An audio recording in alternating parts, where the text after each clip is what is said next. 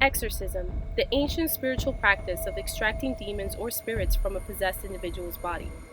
Exorcism has been around since the first civilization of time in the Mesopotamian era. Many dedicated horror fans may have seen the 1973 cult classic, The Exorcist, which won 10 Academy Awards and generated the controversial dispute between science and religion. What some may not know is the film was based on a true story. Academy Award winner and director William Friedkin wrote the screenplay based on the best-selling novel The Exorcist, which was written by William Peter Blatty. Despite the film portraying a young female as the afflicted character, the real case involved a young boy in 1949 Maryland by the pseudonym Roland. Author William Peter Blatty became inspired by Roland's story when he first encountered the controversial case during a religious class at Georgetown University.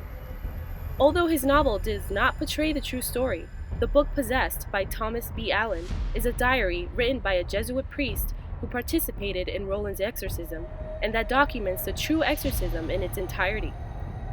9 priests participated in the exorcism of Roland for weeks, but a total of 14 priests were involved in the case. The 1993 book, The Exorcist Diary, by Raymond J. Bishop, provides readers with personal excerpts from each Jesuit priest chronicling the true story behind Roland.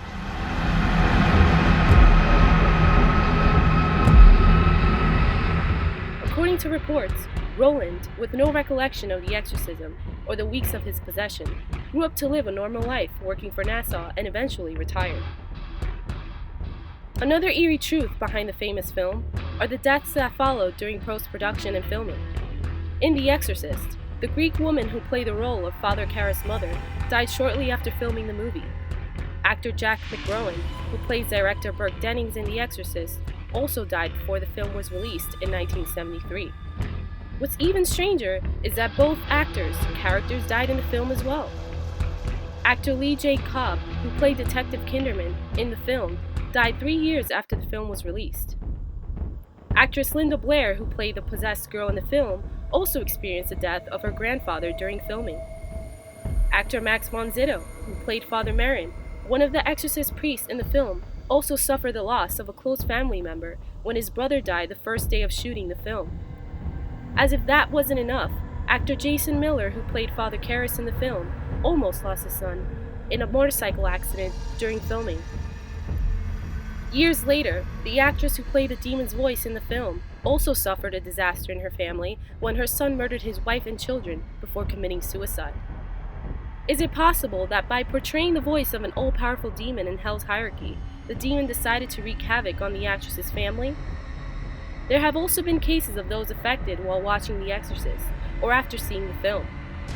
In 1975, psychiatrist James Bozzuto and other leading scholars examined the possibility of a mental affliction called cinematic neurosis affecting certain individuals who watched The Exorcist.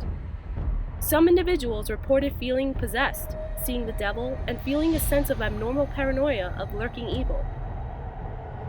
Psychiatrists concluded that the film portrayed extreme topics that may influence the weak-minded and those with religious beliefs. Despite the scientific explanation of these reported cases after watching the film, paranormal activity had been detected on set during the filming of The Exorcist. Before shooting, a fire destroyed what was supposed to be the McNeil house where the possessed girl Regan would live for the film. However, Regan's room remained untouched during the fire. The unexplainable evil that seems to be attached to the film seems to follow the franchise till this day. The revival of The Exorcist, now portrayed as a TV series on Fox, has recently reported paranormal occurrences affecting the franchise's new actors on set. Hannah Kasulka, who plays Casey Regan's new character in the show, claimed that the elevator on set would stop on the 13th floor for no apparent reason. She said she never pressed the 13th floor, yet it would always stop there. The number 13 is tied to many obscure and negative lore: Freemasonry, Viking mythology. Even in the Bible, the number 13 represents governments on earth, built by man and inspired by Satan. Ironically, in the Exorcist TV series, the whole premise surrounds the church and its political government being vulnerable to the rule and corruption of archdemons and Satan himself. The connection is much too eerie to not question the possibility of evil manifesting due to the dark nature of the franchise. Perhaps paranormal skeptics may be content with blaming coincidence, for the constant tragedies in the film, and the scientific explanations for some of the occurrences tied to the Exorcist franchise. However, the many deaths and tragic incidences that have followed continue to be a plausible reason to believe other obscure forces are at hand.